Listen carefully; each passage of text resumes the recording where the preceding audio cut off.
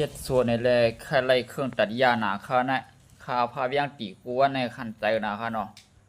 ก็ไม่ได้ไล่เครื่องตัดหญ้ามาค่ะนะสั่งซื้อมาเขานะกลางก็เฮง5 ปาก40นี่ค่ะว่านะนี่ค่ะเนาะมาหยาดด้วยมาเก๋ด้วยค่ะพี่น้องเขาอะไรนะนะ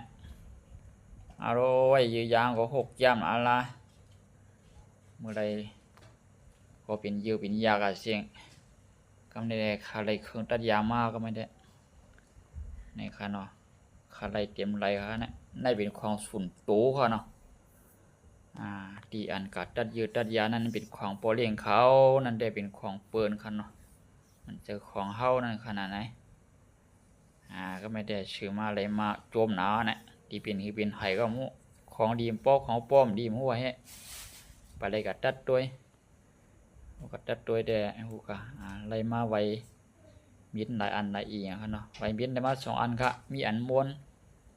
ได้อันยาวเราออกมาด้วยก็ไม่ได้เห็นไหนครับพี่น้องเขา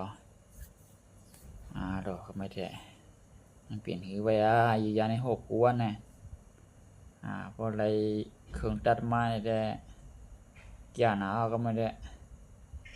อะไรยกเขียนนักเขียนของพวกไรโก้เนาะโดเอาผ้าย่างตีในเขียนโก้นะครับโอ้ยคือนานๆตีเนี่ยมันขันเจ้านะครับเนาะไม่ได้ไหลมาไหนเด้ปีนไว้ยืยาในชนไหนก็ไม่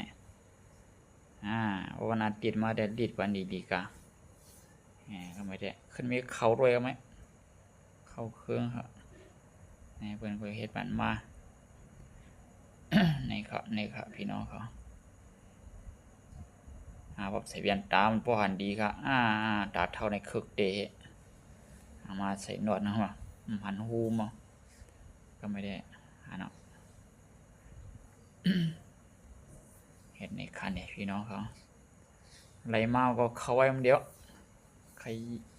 ยิบหนาวไล่เขาก็ง่ายๆก้อยเขาเนาะพี่น้องเขาครับปันเนี่ยอันนี้เราเขียมหนาวก็ไม่ได้เป็น